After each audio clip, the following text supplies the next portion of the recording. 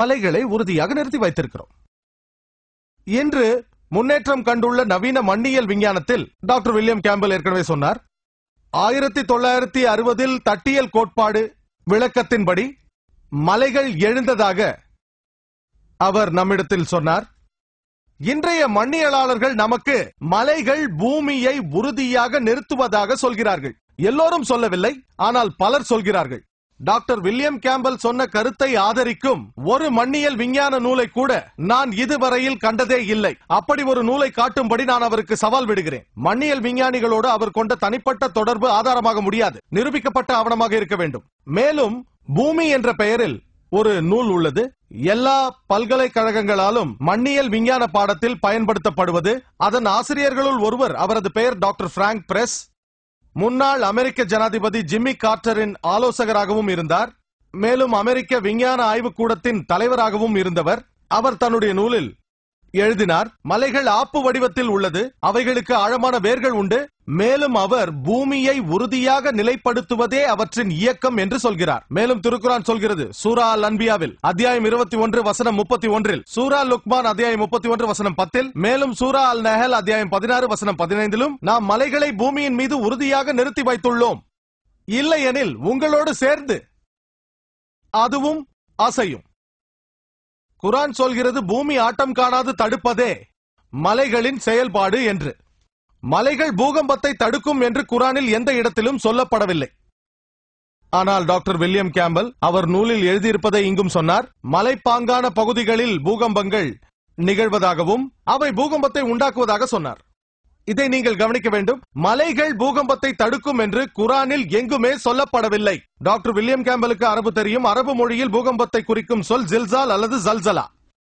ஆனால் நான் போதிக்காட்டிய 3 திருக்குரான் வசனங்களிலும் இடம்பெற்ற சொல் தமிதா. தமிதா என்றால் ஆடுதல், அசைதல், சாய்தல்.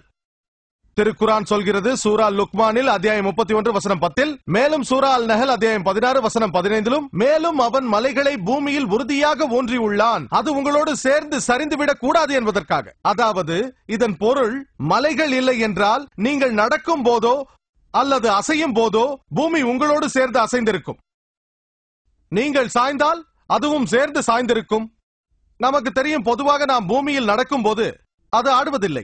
இதற்கு காரணத்தை டாக்டர் பிராங்க் பிரஸும் குரானில் மண்ணியல் கோட்பாடுகள் என்ற நூலை எழுதிய சவுதி அரேபிய அறிஞர் டாக்டர் நஜாத்தும் டாக்டர் வில்லியம் கேம்பல் கேட்ட எல்லா கேள்விகளுக்கும் மிக தெளிவாக விளக்கம் அளித்துள்ளார்கள். மலைகள் பூமியின் ஆட்டத்தை தடுக்க கூடும் என்றால் மலைப்பகுதிகளில் எப்படி பூகம்பங்கள் ஏற்படுகின்றன என்று டாக்டர் வில்லியம் கேம்பல் அவரது புத்தகத்தில் கேட்கிறார். ஏற்கனவே சொன்னது போல மலைகள் பூகம்பத்தை தடுக்கும் என்று திருக்குரானில் எங்கும் சொல்லப்படவில்லை. பூகம்பம் அரபு மொழியில் ஜில்சால். பூகம்பத்தை குறித்து ஆக்ஸ்போர்ட் அகராதி தரும் விளக்கம், பூகம்பம் என்பது பூமியின் கடின மேல் தட்டில் உண்டாகும் கொந்தளிப்பாகும். அதிர்வலைகள் அமுங்கி அழுத்தத்தில் கிடந்து திமிரி வெளிவரும் போது, பாறைகளின் வெடிப்பினாலும் எரிமலையின் எதிர் விளைவினாலும். ஜல்சலாவை பற்றி சூரா ஜல்சலா அத்தியாயம் 99 சொல்லப்படுகிறது. ஆனால் இங்கு பேசப்படுவது தமிதா பிக்கும், உங்களோடு சேர்ந்து பூமியும் ஆடாது தடுத்திட என்பது மட்டும்தான். மேலும் அவர் கேட்ட கேள்விக்கு பதில், அதாவது மலைகள் பூகம்பத்தை தடுக்கும் என்றால் மலைப்பாங்கான பகுதிகளில் ஏன் பூகம்பங்கள் ஏற்படுகிறது, அதற்கு பதில் நான் சொல்வதாக வைத்துக் கொள்வோம். மருத்துவர்கள் நோயாளிகளின் வியாதிகளை குணப்படுத்துபவர்கள் என்று நான் சொன்னால், அதற்கு யாராவது என்னிடத்தில் மருத்துவர்கள் நோயாளிகளின் வியாதிகளை குணப்படுத்துகிறார்கள் என்றால், பிறகு ஏன் மருத்துவரே இல்லாத வீடுகளை விட மருத்துவர்கள் அதிகம் இருக்கும் மருத்துவமனையில் நோயாளிகள் அதிகம் இருக்கிறார்கள் என்று கேட்டால் நான் என்ன பதில் சொல்வேன்?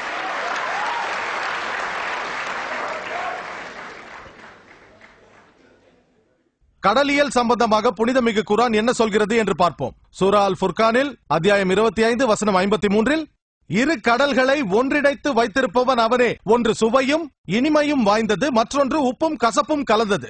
அவைகள் சந்தித்தாலும் கலப்பதில்லை, இரண்டுக்கும் இடையே ஒரு தடுப்பு இருக்கிறது, அது தடுத்துக் கொண்டிருக்கிறது. குரானில் சூரா அர் ரஹ்மான் அத்தியாயம் 55 வசனம் 19-20, மரஜல் பஹ்ரைன் யல்தகியான் பைனஹுமா பர்ஸகுல் லா யப்கியான், இரு கடல்களையும் அவனே சந்திக்கச் செய்தான், ஆயினும் அவைகளுக்கிடையில் ஒரு தடுப்புண்டு, இடையில் இருக்கும் அந்த தடுப்பை அவைகளால் மீறவே முடியாது. முற்காலத்தில் திருக்குரான் விரிவுரையாளர்கள் குரான் என்ன சொல்கிறது என்று திகைத்தார்கள். நல்ல தண்ணீர், உப்பு தண்ணீர் இருப்பது நமக்கு தெரியும், ஆனால் அவைகளுக்கு இடையில் ஒரு தடுப்பா, அவைகள் சந்தித்தாலும் கலக்காது.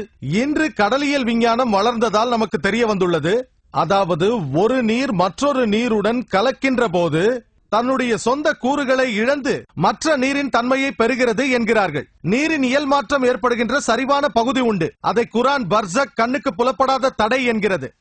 பல விஞ்ஞானிகள் இந்த கருத்தை ஒப்புக்கொள்கிறார்கள். அமெரிக்காவிலும் கூட கடலியல் விஞ்ஞானி டாக்டர் ஹே இதை ஒப்புக்கொள்கிறார்.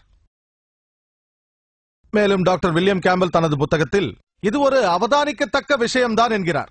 அந்த காலத்தில் மீனவர்களுக்கு இரு வகை தண்ணீர் இருந்தது தெரியும். ஆகவே முகமது நபி அவர்கள் சிரியாவிற்கு சென்ற பொழுது கடலுக்குள் சென்றிருப்பார் அல்லது மீனவர்களுடன் பேசியிருப்பார். இருவகை தண்ணீர் இருப்பது எல்லோருக்கும் தெரியும் என்று நான் ஏற்றுக்கொள்கிறேன். ஆனால் கண்ணுக்கு புலப்படாத அந்த திரையை பற்றி சமீபத்தில் தான் தெரிய வந்தது. விஞ்ஞான பூர்வமாக நாம் பார்க்க வேண்டியது பர்சக்கை தானே தவிர இருவகை தண்ணீரை அல்ல. இப்போது கருவியலுக்கு வருவோம். டாக்டர் வில்லியம் கேம்பல் ஏறக்குறைய பாதி நேரம் இதை பற்றி தான் பேசினார். அவர் பேசிய சின்னஞ்சிறு குதர்க்கமான விஷயங்களுக்கெல்லாம் பதில் சொல்லிக் கொண்டிருக்க நேரம் இடம் தராது. சுருக்கமாக பதில் அளிக்கிறேன். அது திருப்தியாக இருக்கும் என்று நம்புகிறேன் இன்ஷா அல்லாஹ். விரிவான விவரங்களுக்கு என்னுடைய குரானும் நவீன விஞ்ஞானமும் மற்றும் குரானும் மருத்துவ விஞ்ஞானமும் என்ற ஒளி நாடாக்களை பாருங்கள். அரபுக்கள் குழு ஒன்று கருவியல் பற்றி குரானிலும் ஹதீசுகளிலும் வந்த கருத்துக்களை அவர்கள் திரட்டி ஒன்று சேர்த்து அதை டாக்டர் கீத் மூரிடம் அளித்தார்கள். அப்போது அவர் கனடா நாட்டின் டொரண்டோ பல்கலைக்கழகத்தின் உடற்கூறியல் துறையின் தலைவராக இருந்தார். தற்போது அவர் கருவியலில் முதன்மை வாய்ந்த விஞ்ஞானிகளில் ஒருவர். குரானின் பல மொழிபெயர்ப்புகளை ஆய்ந்த அவரிடம் கருத்தை கேட்டார்கள். அவர் சொன்னார், குரானிலும் ஹதீசுகளிலும் நான் பார்த்த விஷயங்கள் நவீன கருவியல் விஞ்ஞானத்தோடு உடன்படுகின்றன. ஆனால் சில விஷயங்களை என்னால் சரி என்று ஏற்றுக்கொள்ள முடியாது, ஆனால் தவறு என்றும் சொல்ல முடியாது, ஏனென்றால் அதை பற்றி எனக்கே தெரியாது என்றார். அப்படியான 2 வசனங்கள் தான் துவக்கத்தில் குரான் இறங்கிய போதே இறங்கியவை. சூரா அல் அலக் அத்தியாயம் 96 வசனங்கள் 1, 2 அவை சொல்கிறது, இக்ரா பிஸ்மி ரப்பிக்கல் லதி கலக் கலகல் இன்சான மின் அலக். ஓதுவீராக படைத்தவும் இறைவனின் திருப்பெயர் கொண்டு தொத்திக் கொண்டிருக்கும் அட்டை போன்ற ஒன்றிலிருந்து மனிதர்களை படைத்த உமது இறைவன் பெயரால் பறைசாற்றுவீராக. டாக்டர் வில்லியம் கேம்பல் சொன்ன வாதத்திற்கு நாம் வருவோம். ஒரு வார்த்தையின் அர்த்தத்தை நாம் ஆய்கின்ற போது அந்த சொல் தோன்றிய காலகட்டத்தில் என்ன அர்த்தத்தில் பயன்படுத்தப்பட்டது என்பதை நாம் பார்க்க வேண்டும். அவர் சொன்னது சரியே. அர்த்தத்தை ஆய்வதற்கு அந்த சொல் வெளியான காலகட்டத்தில் எந்த மக்கள் அதை பயன்படுத்தினார்களோ அதை ஆராயத்தான் வேண்டும். அவருடைய இந்த கருத்தை பொறுத்தவரையில், பைபிளை பொறுத்தவரையில் நான் முழுமையாக ஏற்றுக்கொள்கிறேன். ஏனென்றால் பைபிள் இஸ்ரவேலின் குழந்தைகளுக்காக அந்த சமயத்திற்காக மட்டுமே வந்தது. மத்தேயு சுவிசேஷம் அதிகாரம் 10 வசனங்கள் 5லும் 6லும் இயேசு கிறிஸ்து தன்னுடைய சீடர்களுக்கு கூறினார், நீங்கள் புறஜாதியார் நாடுகளுக்கு போகாமலும். யார் புறஜாதியினர்? யூதர் அல்லாதோர், முஸ்லிம்கள், இந்துக்கள். காணாமல் போன ஆடுகளாகிய இஸ்ரவேலின் வீட்டார் இடத்திற்கு போங்கள் என்றார். இயேசு கிறிஸ்து அவருக்கு சாந்தி உண்டாகட்டும் சொல்கிறார். மத்தேயு சுவிசேஷம் அதிகாரம் 15 வசனம் 24 காணாமல் போன ஆடுகளாகிய இஸ்ரவேல் வீட்டார்களுக்கு அனுப்பப்பட்டேனே அன்றி மற்றபடி அல்ல என்றார். ஆகவே இயேசு கிறிஸ்துவும் பைபிளும் இஸ்ரவேல் குழந்தைகளுக்காக வந்தவையாகும். ஆகவே பைபிளை ஆய்வதற்கு அந்த காலகட்டத்தில் பயன்படுத்தப்பட்ட சொற்களையே நாம் பார்க்க வேண்டும். ஆனால் திருக்குரான் அந்த காலகட்டத்தில் இருந்த அரபு மக்களுக்கு மட்டுமல்ல, திருக்குரான் முஸ்லிம்களுக்காக மட்டுமல்ல, திருக்குரான் மொத்த மனித இனத்திற்காகவும் அருளப்பட்டது. யுக முடிவு நாள் வரைக்கும் வழிகாட்டுவதற்காக வந்ததாகும். சூரா இப்ராஹிம் அத்தியாயம் 14 வசனம் 52லும், சூரா அல் பக்ரா அத்தியாயம் 2 வசனம் 185லும், சூரா அல் ஜுமர் அத்தியாயம் 39 வசனம் 41லும் குரான் முழு மனித இனத்திற்காக என்று சொல்லப்பட்டுள்ளது. மேலும் நபிகள் நாயகம் அவர்கள் முஸ்லிம்களுக்காகவோ அரபியர்களுக்காகவோ மட்டும் அனுப்பப்படவில்லை. மேலும் திருக்குரானில் அல்லாஹ் சொல்கிறான், சூரா அல் அன்பியாவில் அத்தியாயம் 21 வசனம் 107ல், வமா அர்சல்னாக இல்லா ரஹ்மத்தல் லில் ஆலமீன்.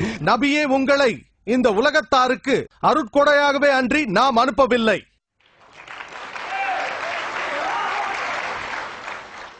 ஆகவே குரானை பொறுத்தவரையில் அதன் அர்த்தத்தை அந்த காலத்திற்காக மட்டுமே என்று வரையறுக்க முடியாது. அது எல்லா காலங்களுக்கும் பொருந்தும். அலக்கா என்ற வார்த்தைக்கு ஒரு அர்த்தம் என்னவென்றால் அட்டை போல் ஒரு அம்சம் அல்லது தொத்திக் கொள்வது. ஆகவே புரொஃபசர் கீத் மோர் ஆரம்ப கட்டத்தில் கரு அட்டை போன்ற வடிவம் கொண்டதை நான் அறிந்திருக்கவில்லை என்றார். அவர் தனது ஆய்வுக்கூடத்திற்கு சென்று அங்கு ஒரு மைக்ரோஸ்கோப் வழியே கருவின் ஆரம்ப கட்டத்தை ஆய்ந்தார். பிறகு ஒரு படத்திலிருந்து அட்டையோடு அதை ஒப்பிட்டு பார்த்தார். அதன் ஒற்றுமையை பார்த்து அவர் அதிர்ச்சியில் உறைந்து போனார். இதோ பாருங்கள், இது அட்டை மற்றும் மனித கருவின் படம். டாக்டர் வில்லியம் கேம்பல் காட்டியது மற்றொரு கோணத்தில் தெரிகின்றது.